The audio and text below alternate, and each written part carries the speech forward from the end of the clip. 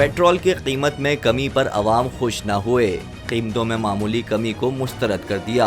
निगरां हुकूमत की जानिब से पेट्रोलियम मसनूआत की कीमतों में कमी को शहरियों ने ऊंट के मुंह में जीरा करार दे दिया है।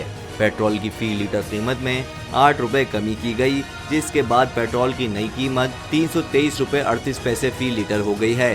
हुकूमत की जानिब से डीजल की फी लीटर कीमत में 11 रुपए कमी की गई है, जिसके बाद डीजल की नई कीमत 318 रुपए 18 पैसे फी लीटर मुकर्रर हो गई।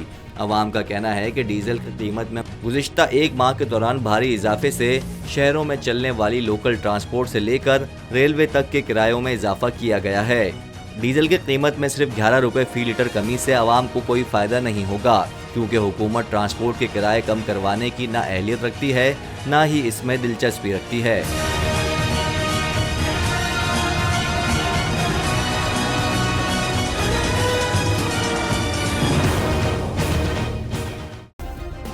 सब्सक्राइब करें और बेल दबाएं ताकि कोई खबर रह न जाए।